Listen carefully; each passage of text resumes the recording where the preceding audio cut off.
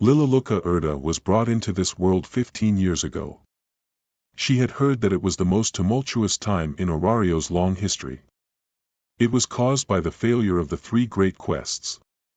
Two families reigned supreme in Orario, and their adventurers were the strongest in the world. They took on the legendary task of slaying three ancient and powerful monsters, but the last, a dragon king, defeated and utterly destroyed them. This irreparable loss of strength was nothing short of a death sentence for the two great families. The sudden weakening of the city's two most feared factions invited the rise of evil. At that time, the forces of darkness roamed openly throughout Orario, as if mocking the despair mortals felt at seeing their hopes and dreams crumble, or perhaps simply reveling in the sudden opportunity. Led by an extremist group known as the Evils, lawless bandits and marauders ushered in a new era of chaos in Orario. New factions replaced the old. Now considered failures, the previous rulers were ousted, and two rising families, each led by a different goddess, fought to become Orario's new hope. One after another, various deities and their families took up the cause of justice, hoping to resolve this latest conflict. It was a time of terrible upheaval in Orario, when good fought against evil, order against chaos. In those days, crime was common and committed with impunity to the sound of bandits' laughter. This was the era in which Lilaluka Erda was born. Save some coins, please. Lily's memories of the world began when she was 3 years old. The first thing she learned was how to beg. She would stand on the street, barefoot and dressed in rags, holding out both hands to anyone and everyone who approached her. If it weren't for the status inscribed on her back, she would probably have died in a ditch somewhere by now. As it was, she was doing as her parents told her, staying in place until darkness fell and the moon rose, hoping for sympathy or coin to fall into her hands. "Go bring us some money," was almost all her parents said to her.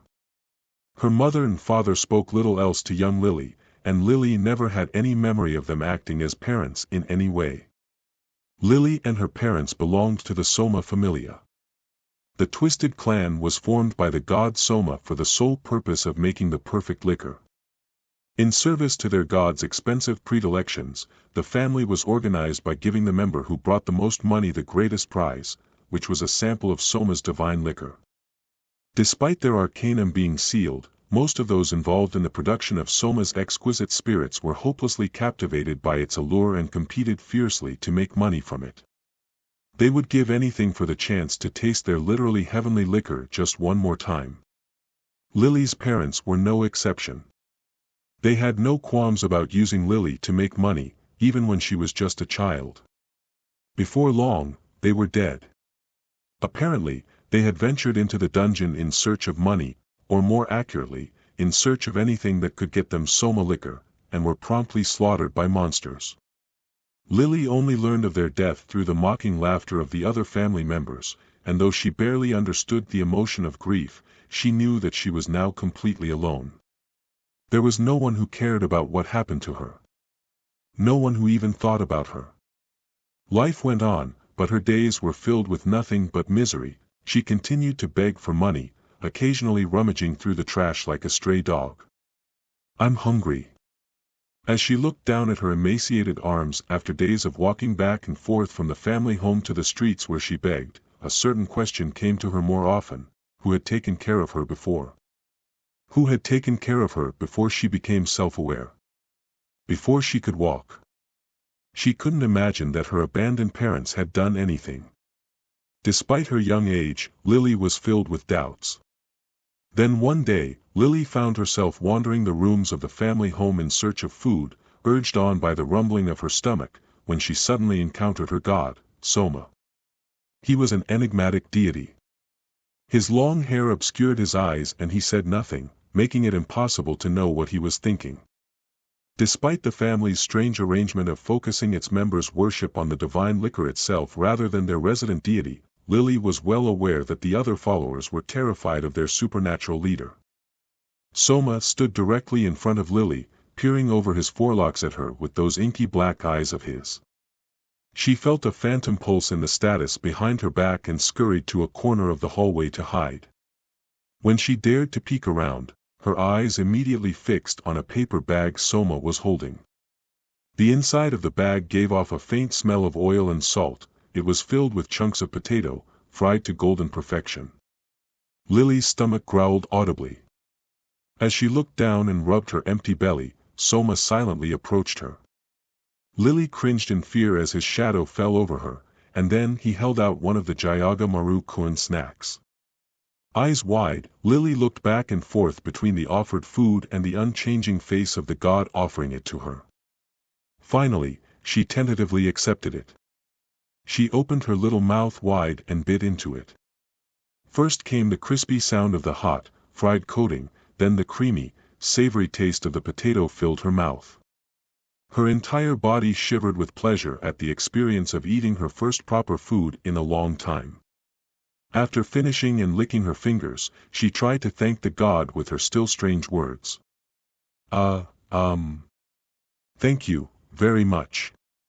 As expected, Soma didn't respond. A few moments later, Soma resumed his walk, pulling away from Lily, who followed him uncertainly. With her little feet tapping against the floor, she dragged Soma into the family's inner sanctum. She hesitated at the entrance to the room, but while Soma didn't say anything, he didn't send her away either. He placed several more servings of potato treats on a plate, which he placed on a chair. It took Lily a moment to realize that they were meant for her. As Lily began to eat with gusto, Soma, who thought a single sip was enough for her dinner, began working on a concoction of various plants in the corner of the room, which seemed to be the ingredients for her drink. The grinding sound of her mortar and pestle echoed. This sound, it is. Once her hunger was banished, Lily's eyes began to close, and she had the feeling that she had heard that sound before. It was almost like a lullaby from her past, a sound that slipped between the spaces of her dreams instead of remaining in living memory. The hypnotic rhythm of the sound put Lily to sleep in no time. As she lay on the floor, a tear fell from her eye like a shard of crystal. Finally, strong hands that belonged to neither her mother nor her father lifted Lily up. As she lay on a bed and covered with a soft blanket, the tears never stopped falling from her closed eyes, even though she had probably fallen asleep. There, beside a god who did not speak, Lily experienced the love of another person for the first time. That was the first and last time she would feel the warmth of her god. The great turning point in Lily's life came shortly after her 6th birthday. After finishing her day of begging or cleaning, it became her habit to go to the silent Soma's chambers, and so time passed, until one day a family meeting was called. All the members of the family, except Soma himself, were ordered to assemble. Thank you all for coming. From today onwards, I will be acting as the head of this family, directing our activities in Lord Soma's place. The man standing on a hastily constructed platform in the family's gloomy meeting hall was named Xanis. In the constant struggle for divine liquor among the elite members of the Soma Familia, his considerable skill had led him to rise to level 2. Lily had heard rumors that he had achieved his position by eliminating the previous captain, whom he saw as a hindrance. Her feeling of unease persisted when the man, a human who appeared to be in his early 20s, snapped his fingers, whereupon cups were distributed to everyone present. From now on, the Soma Familia will be working towards even greater expansion. The times in Orario being what they are, we will recruit more members to better weather the waves of history. These spirits were bestowed upon us by Lord Soma in anticipation of our great work. A loud murmur rose in the hall. The new recruits, lower-ranking members like Lily whose lips had never touched the divine liquor, fixed their gazes on the spirits they had received, as did everyone else in the room. Despite knowing full well that Soma would never simply hand out the divine liquor, which Xanis had clearly stolen from the basement, its sweet, fresh scent beckoned them, and they raised their cups to their lips.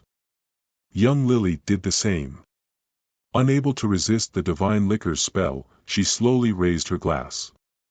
Xanis narrowed his eyes behind the glasses he wore as he raised his own cup. A toast to our family's advancement. His lips curved into a sly smile. A moment later, once the divine liquor had wet her tongue, after that, Lily never went to Soma's chambers again. Instead, she began descending into the dungeon where her parents had died, a place she should have feared and avoided. She needed money, no, she needed the divine liquor.